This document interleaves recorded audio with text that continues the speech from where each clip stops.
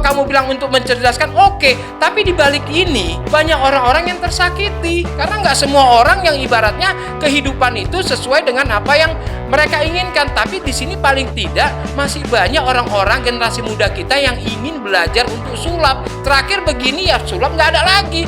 Karena apa? Ya pasti habis. Perseteruan antara pesulap merah dan Gus Samsudin rupanya menyita perhatian berbagai kalangan. Tak hanya netizen yang turut heboh atas konflik yang terjadi di antara mereka. Koko Antoni sebagai pembaca tarot pun akhirnya ikut angkat bicara memberikan perspektif dari sisi tarot yang ia bacakan. Ingin menjadi terkenal memang mudah, tapi ingat jangan sampai merugikan orang lain ya.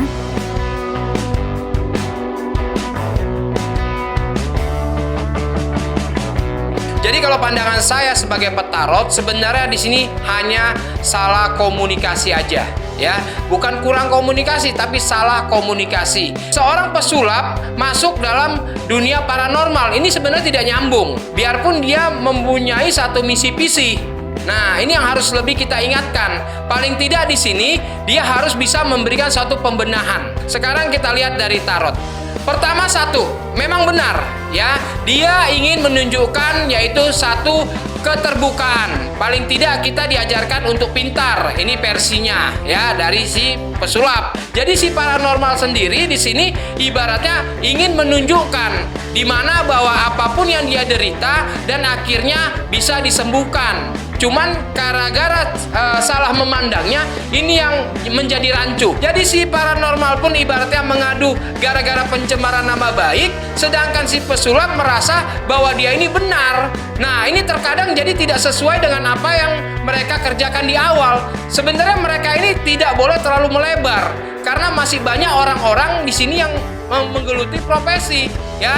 Kayak misalnya si paranormal, ya, bukan dia aja paranormal. Banyak paranormal yang memang benar-benar memang menjadi paranormal. Akhirnya apa? Akhirnya kena. Nah, si pesulap pun begitu. Dengan gaya dia seperti ini otomatis apa? Menghambat rezeki orang lain, yaitu bergerak dalam bidang profesi pesulap. Sekarang kalau udah dibuka semua seperti ini, terus pesulap mau tampil bagaimana lagi? Nah, ini yang terkadang membuat kita itu jadi bingung. Sebenarnya netizen di sini ini bingung.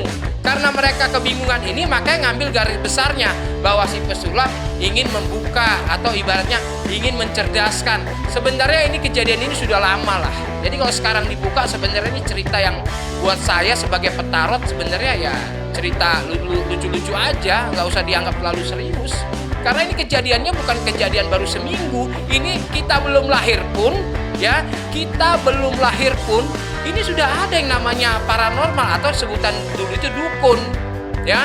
Paranormal, pesulap, petarot dan apapun itu. Ini sebenarnya satu bapak, ya. Ini satu bapak sebenarnya. Jadi jangan saling ibaratnya saling menjatuhkan sampai lapor sana, lapor sini, akhirnya warga tahu semua, akhirnya dibubarkan. Ini kan sudah ibaratnya apa? Udah keluar dari jalur. Itu dia yang dibahas masalah trik, tapi terakhir dibahas tentang penipuan, ya, karena semua manusia ini memang pembohong. Nah, kalau kita mau lari ke bisnis, ya kan, beli barang harga 1.000, kita jual 1.200, itu aja udah bohong. Tapi kita kan berpikiran secara nalar, ini bisnis. Kalau nggak seperti itu ya saya nggak untung. Nah, jadi kayak kelapa masuk ke dalam keris masuk ke dalam kelapa, ya kita positif aja. Memang dia kurang kerjaan, udah gitu aja. Ya, jadi jangan ribet-ribet lah. Ya, jadi kalau masuk akal dan memang itu untuk kesembuhan tidak ada masalah. Tapi caranya ini yang lebih hati-hati, ya. Karena apa? Orang datang ke kita udah susah ke paranormal. Jangan kita bikin susah lagi, nggak boleh, ya. Jadi kalau bisa buat dia bahagia.